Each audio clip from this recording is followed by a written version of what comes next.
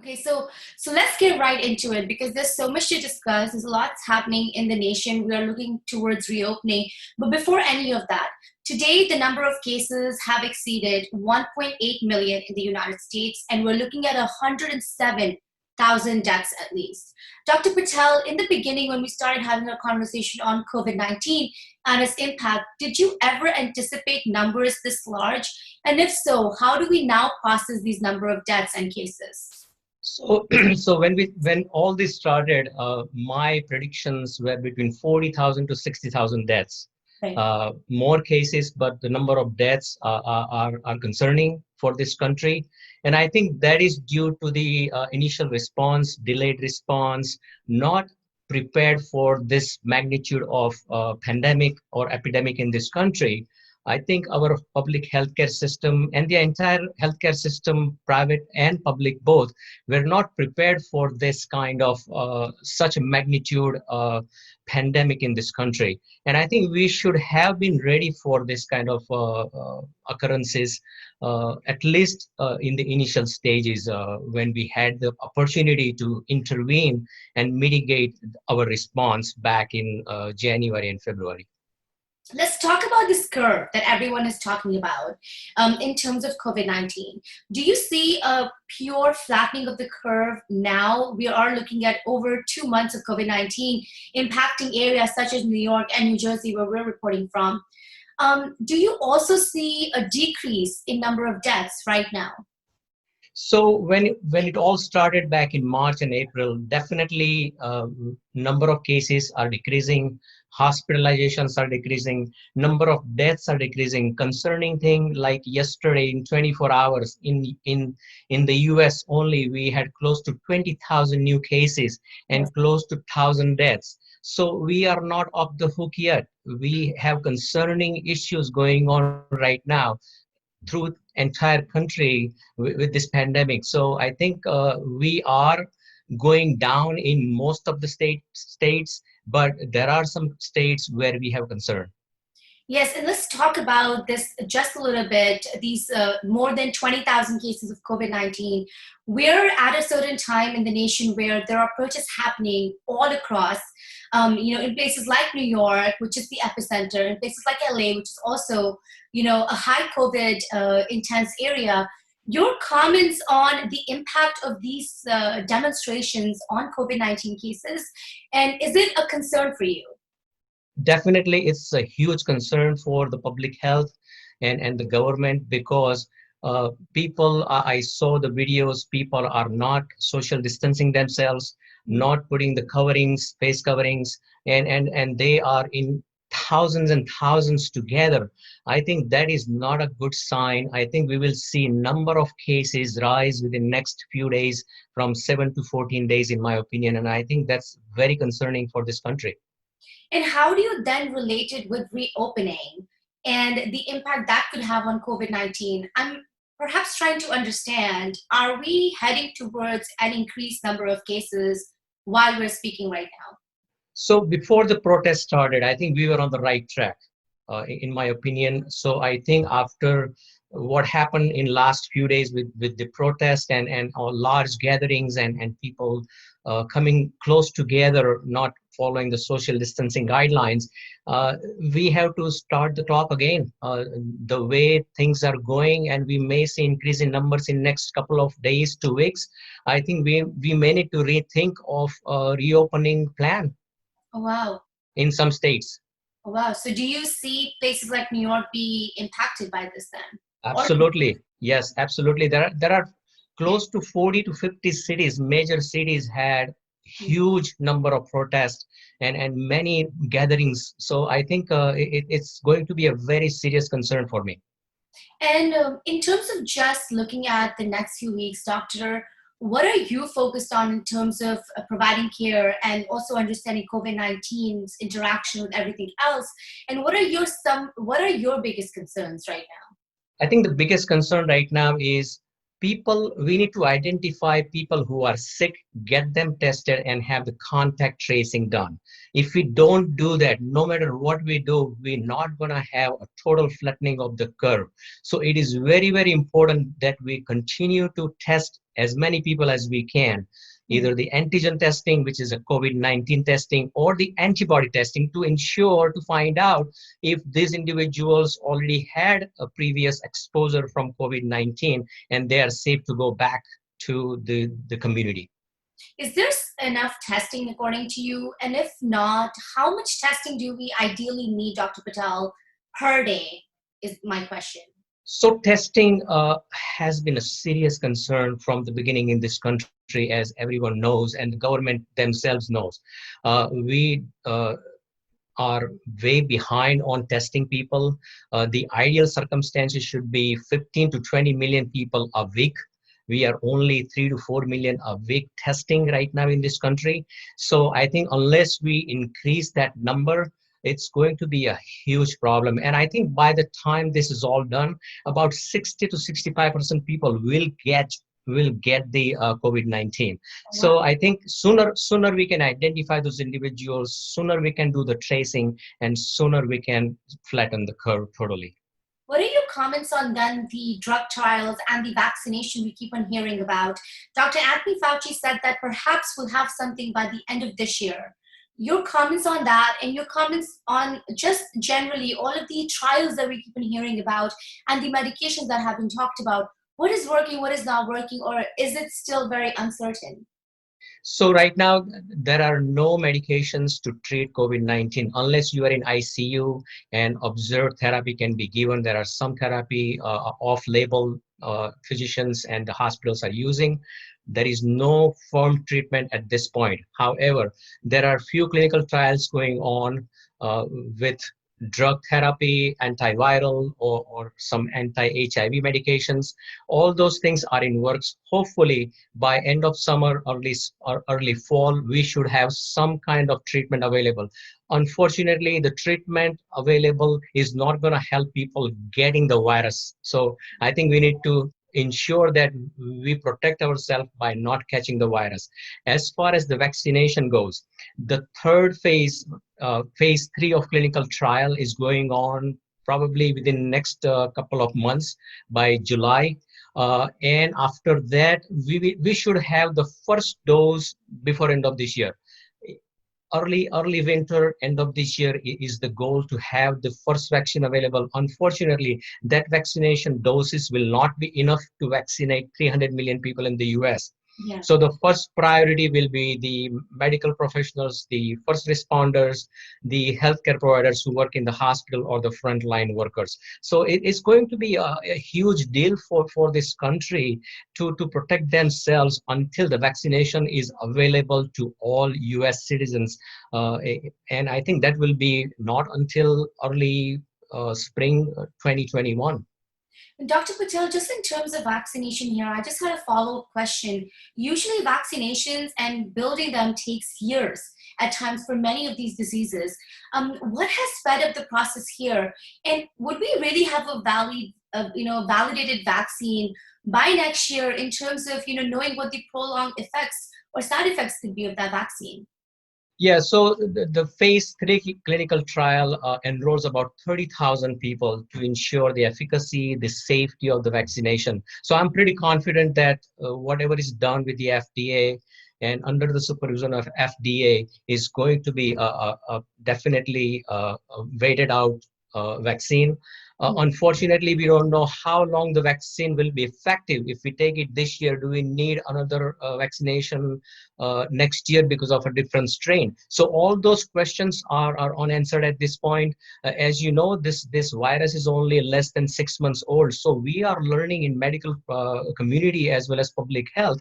A lot of things we are learning on a daily basis. And I think by the time we know exactly, I think it's going to be another year and a half. Wow. Will a second surge happen of COVID-19 cases in that meantime? Can you repeat the question? Would a second surge of cases, as everyone keeps on talking about, that it will come again, later on this year? So would this happen while we're still waiting on the vaccine?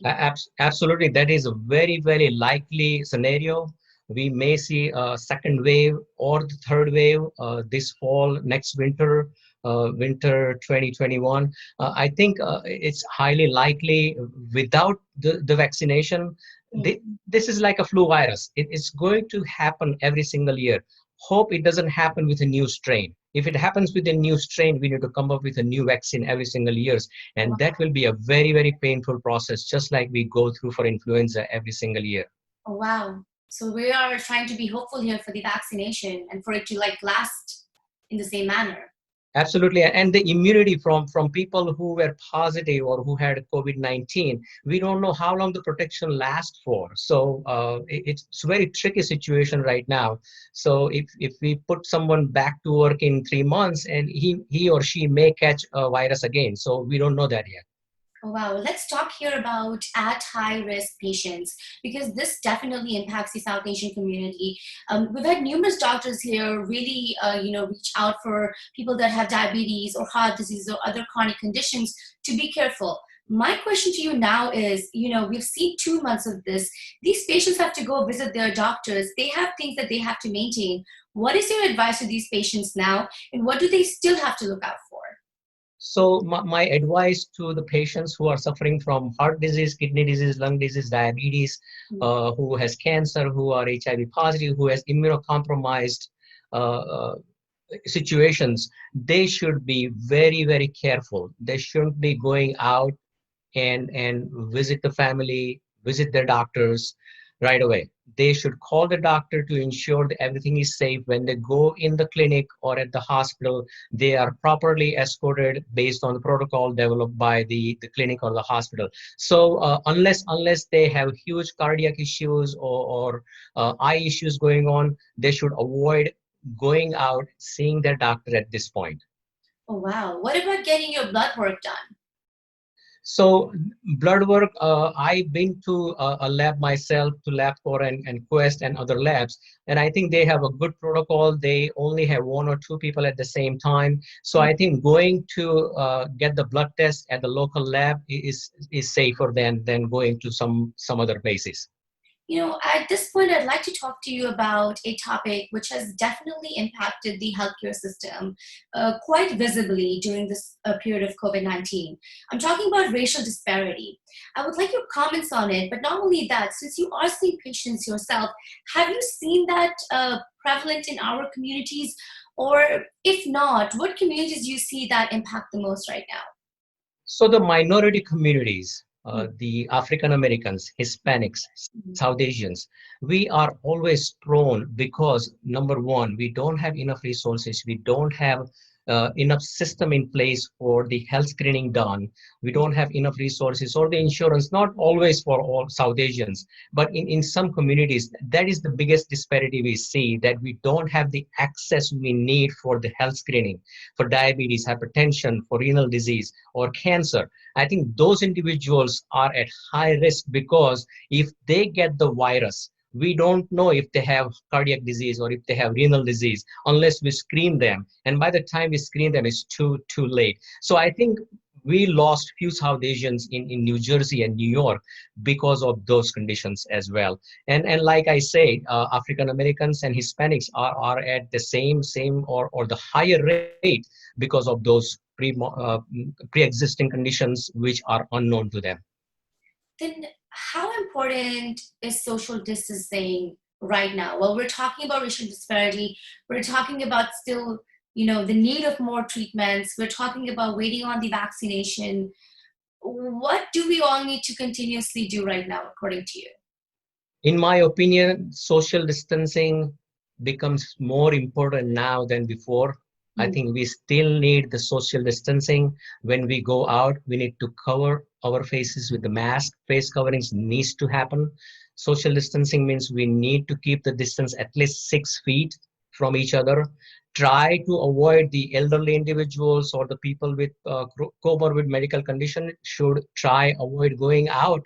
There is no right now there is no season for us to go to the beach. It's premature to do that. I think my advice to stay put unless something essential you need to go out and get it, you can do so.